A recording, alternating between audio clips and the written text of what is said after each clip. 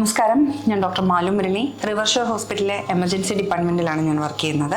Emergency ഡിപ്പാർട്ട്മെൻറ്റിലെ ഏറ്റവും common ആയിട്ട് നമ്മൾ കാണേണ്ടതും ഏറ്റവും എമർജൻസി ആയിട്ട് ട്രീറ്റ്മെൻറ്റ് ചെയ്യേണ്ട ഒരു കാര്യമാണ് നെഞ്ചുവേദന.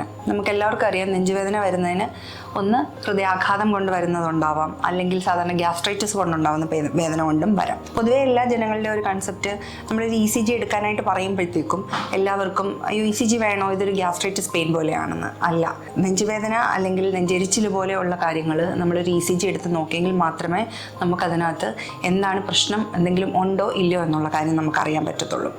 അപ്പോൾ നമ്മൾ ECG എടുക്കുന്നു, നോക്കുന്നു. അതിനകത്ത് നമ്മൾ നെഞ്ചുവേദന നമ്മൾ മെയിനായിട്ട് കാറ്റഗറൈസ് ചെയ്യുന്നത് അക്യൂട്ട് കൊറോണറി സിൻഡ്രോം എന്ന രീതിയിൽ അണ്ടർ 3 കാറ്റഗറിയാണ് വരുന്നത്.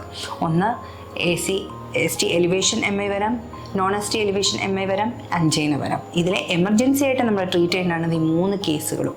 അപ്പം അതുകൊണ്ട് നമ്മൾ നെഞ്ചുവേദന എന്ന് പറയുന്നത് ഏറ്റവും സിമ്പിളായിട്ട് കാണാൻ പാടില്ല. അതിന് പല കാര്യങ്ങളുമുണ്ട്.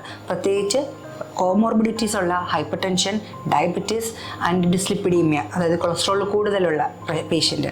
അപ്പോൾ അതിൽ പ്രത്യേകിച്ച് ശ്രദ്ധിക്കേണ്ടത് ഷുഗർ ഉള്ള പേഷ്യൻ്റാണ്, ഡയബറ്റീസ് ഉള്ള പേഷ്യൻ്റാണ്. കാരണം അവർക്ക് നെർവ്സിലോട്ടുള്ള ഡിമൈലിനേഷനൊക്കെ സംഭവിച്ച് അവർക്ക് നെഞ്ചുവേദന എന്താണെന്ന് പറയാൻ പറ്റാത്തൊരവസ്ഥയിലേക്ക് വരും. എന്തോ ഒരു വയറിച്ചിൽ പോലെ, അല്ലെങ്കിൽ വയറ്റിനകത്ത് എന്തോ ഒരു ബുദ്ധിമുട്ട്, അല്ലെങ്കിൽ 2 ദിവസമായിട്ട് തലവേദന അല്ലെങ്കിൽ ശ്വാസം മുട്ടൽ പോലെ, അങ്ങനെയൊക്കെയാണ് അവർ പറയുന്ന സിംറ്റംസ്. അപ്പോൾ നമ്മൾ അതിൽ നിന്ന് വേണം നെഞ്ചുവേദന എന്താണെന്നും അത് എമർജൻസി ആയിട്ട് ട്രീറ്റ് ചെയ്യേണ്ടതാണെങ്കിൽ എമർജൻസി ട്രീറ്റ്മെൻറ്റ് തന്നെ നമ്മൾ എടുക്കേണ്ടി വരുന്നത്. അപ്പോൾ നെഞ്ചുവേദന ഒരു സിമ്പിളായിട്ട് നമ്മൾ കാണരുത്. നെഞ്ചെരിച്ചിൽ എന്ന് പറയുന്നതും നമ്മൾ സിമ്പിളായിട്ട് കാണാൻ പാടില്ല.